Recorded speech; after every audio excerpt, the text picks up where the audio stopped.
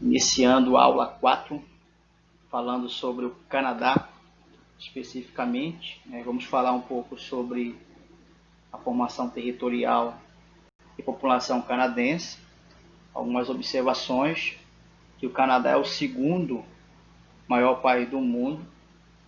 A extensão territorial canadense é de 9.984.670 km².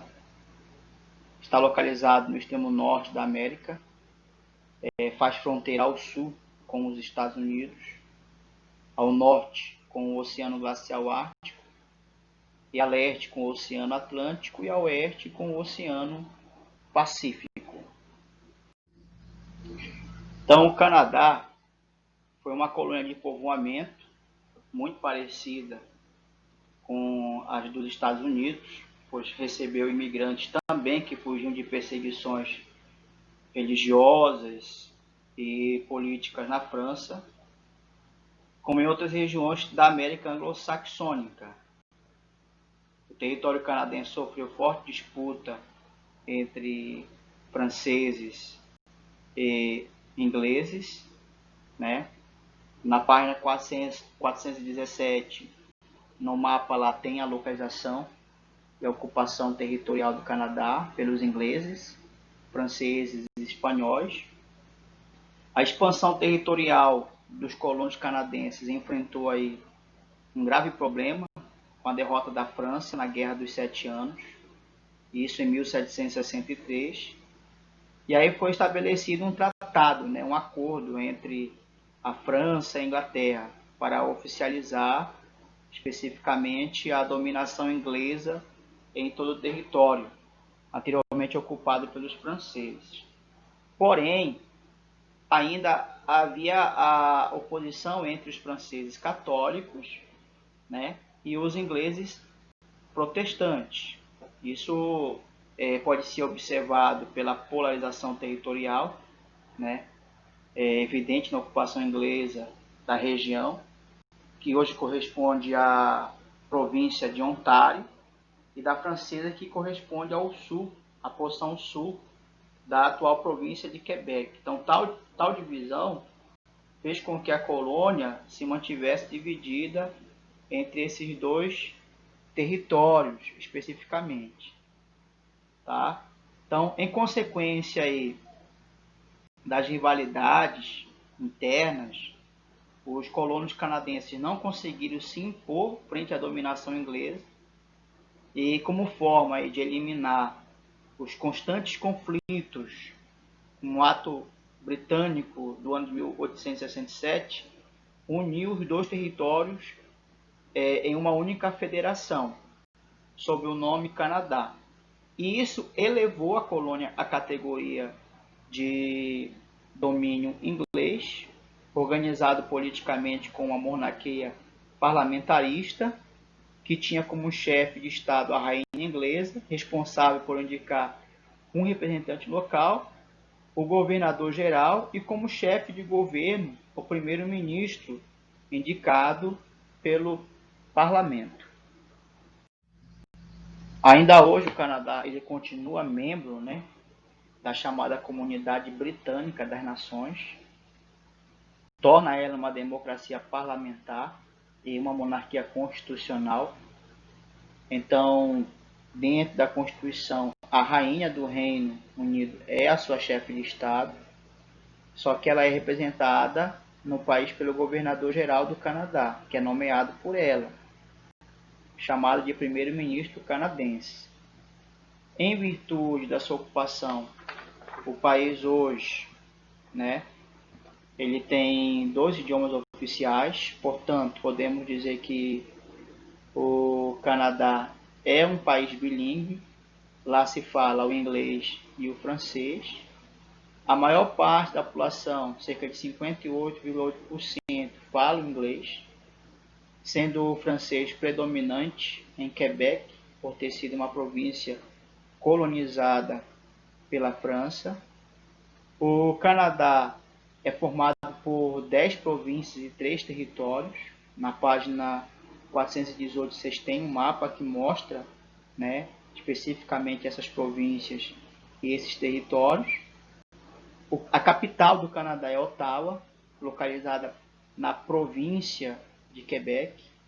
Então, neste amplo território, viviam aí aproximadamente 35 milhões, na verdade vivem 35 milhões, 939.927 habitantes, isso em 2010. A densidade demográfica média do Canadá é de 4 habitantes por quilômetro quadrado, ou seja, muito abaixo da média mundial. Então, mesmo sendo um país gigantesco territorialmente, a densidade demográfica dele é bem baixa, né? É pouco povoado. A maior parte da população em si está localizada na região sudeste, na fronteira com os Estados Unidos. Boa parte do território canadense apresenta climas de temperaturas baixíssimos, né, em virtude aí da posição geográfica, e de uma área de elevada latitude, a distância em relação à linha do Equador. Então, quanto mais distante do Equador, mais frio. Isso acaba contribuindo para que as pessoas não queiram morar nessas áreas extremamente frias.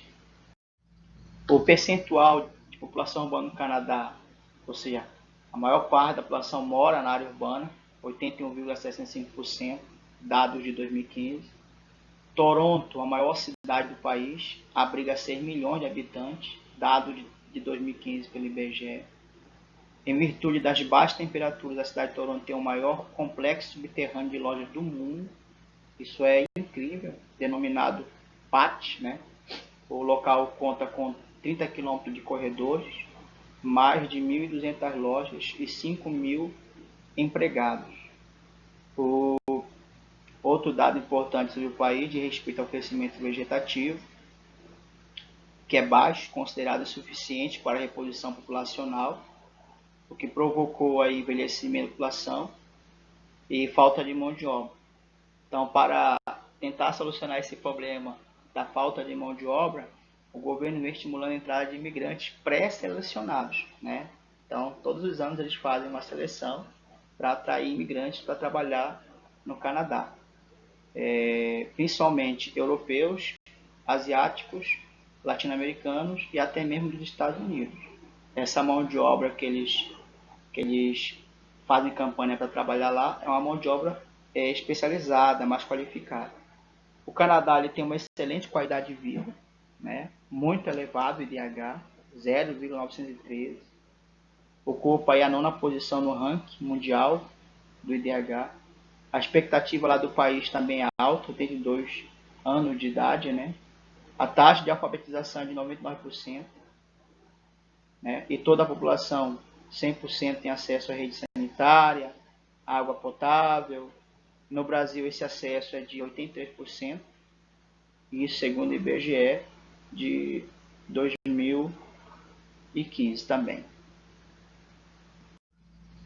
Características da economia canadense. Então, a colonização europeia implantou o trabalho livre e distribuição de propriedades aos colonos. Dessa maneira, tanto as atividades agropecuárias como as minerais favoreceram ao povo canadense o acúmulo de capital. Mais tarde, já no fim do século XIX, o crescente mercado interno propiciou o processo de industrialização. A industrialização esteve dependente dos ingleses até a Primeira Guerra Mundial. Posteriormente, o processo industrial seguiu e segue até hoje os parâmetros, ou seja, os modelos dos Estados Unidos.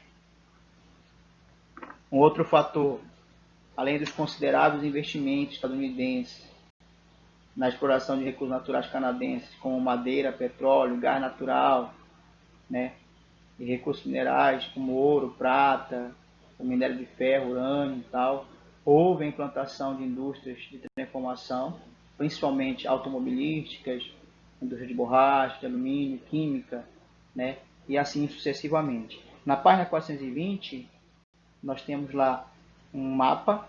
Esse mapa te mostra o Canadá e os recursos minerais industriais, né? Vocês vão perceber a distribuição da indústria sobre o território canadense, bem como os recursos minerais também. Então houve aí uma aproximação geográfica, né, entre o nordeste dos Estados Unidos e o sudeste do Canadá. Isso fez com que vários setores industriais da economia canadense estejam ligados ao mais antigo centro industrial norte-americano, chamado Manufacturing Belt. Com isso, muitos consideram a economia dos dois países única, dado seu nível de integração. O maior exemplo aí da dependência, na verdade, canadense é o fato de 76% das exportações do Canadá serem absorvidas pelos Estados Unidos. Então, isso, né, os torna parceiros econômicos.